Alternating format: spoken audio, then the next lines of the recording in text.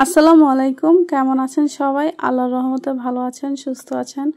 আজকে আমার রেসিপি হচ্ছে আমার শাশুড়ি মায়ের অনেক অনেক ভালোবাসা। তো কেন বলেছি ভালোবাসা সেটা একটু পরেই বুঝতে পারবেন। কারণ আমি যখন বাবার বাড়িতে ছিলাম তখন কিন্তু আমার শাশুড়ি মা আমার জন্য একটা চাল কুমড়া রেখেছিল, আর সেটা কিন্তু রাখতে রাখতে একদমই কিন্তু রোগা হয়ে গিয়েছিল। তো প্রথম ভেবেছিলাম এটা সিদ্ধ হবে না, তো কিছুটা কিন্তু ফেলে দিয়েছি আর কিছুটা একদম পরিষ্কার করে ভালোভাবে একটু পাতলা পাতলা করে কিন্তু শাশুড়ি মা কেটে দিয়েছে।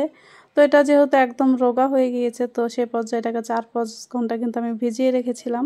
তো ভিজিয়ে রাখার পর কিন্তু এখন চুলায় বসিয়ে দিয়েছি, লবণ দিয়ে বেশ কিছুটা পানি দিয়ে দিয়েছি। চুলায় বসানোর পর লবণ দিয়ে ঢেকে দেওয়ার পর কিন্তু 20 মিনিট পর আমি ঢাকনাটা উঠিয়ে দিয়েছিলাম। আমি তো একদমই পুরোপুরি অবাক হয়ে গেছি, কারণ এটা এতটাই সফট হয়ে গিয়েছে। আমার তো পরে বাকি চাল কুমড়ার জন্য খুবই আফসোস হচ্ছিল, কিন্তু কিছুই করার নাই। ততক্ষণে কিন্তু গরুর পেটে চলে গিয়েছে। তো খানিকটা গোটা মশলা দিয়ে দিয়েছি, আর এখানে কিন্তু আধা কেজির মতো চিনি ইউজ করেছি। আমাদের গ্রামে কিন্তু এটাকে কিন্তু চাল কুমড়ার খাটা বলে আমরা। তো একটা পেঁয়াজের অর্ধেক কিন্তু কুচি করে দিয়েছি, আর এটাকে একটু ভালোভাবে একটু মিশিয়ে নিচ্ছি। চাল কুমড়ার খাটা রান্না করার জন্য আপনি যদি প্রথমে চিনিটা দিয়ে দেন তাহলে কিন্তু এটা সিদ্ধ হবে না। এটা সবসময় সিদ্ধ হওয়ার পর কিন্তু চিনিটা ইউজ করতে হবে। আর এখানে একটা নারকেল কুচি করে কিন্তু কুড়িয়ে তারপরে এখানে দেওয়া হয়েছে। যেহেতু নারকেলটা ডিপ ফ্রিজে ছিল, কিছুটা আস্তে আস্তেও ছিল, তো কিছুই করার নাই, ঘরে অন্য কোনো নারকেল ছিল না, সেজন্য আর কি এভাবে দিয়ে দিয়েছি।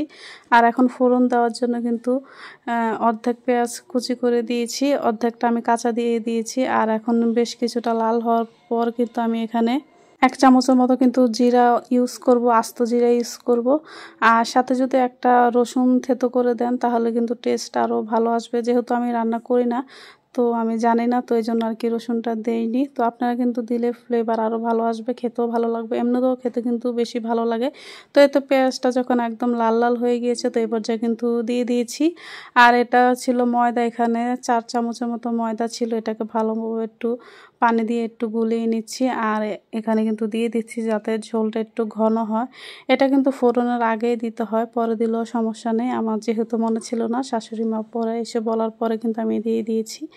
আর এই পর্যায়ে কিন্তু এটা কিন্তু একদমই ঘন ঘন হয়ে গিয়েছে, আর একটা বলক যখন চলে আসছে, তো এই পর্যায়ে কিন্তু আমি নামিয়ে নিয়েছি।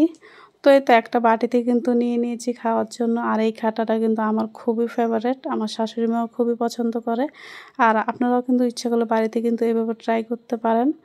আসলে এটা এতটাই লোভনীয়, এতটা মজা, সবাই কিন্তু বাচ্চা হতে সবাই পছন্দ করবে। তো ভিডিওটি ভালো লাগলে অবশ্যই লাইক কমেন্ট শেয়ার করে পাশে থাকবেন। সবাই ভালো থাকবেন। আল্লাহ হাফেজ। আসসালামু আলাইকুম।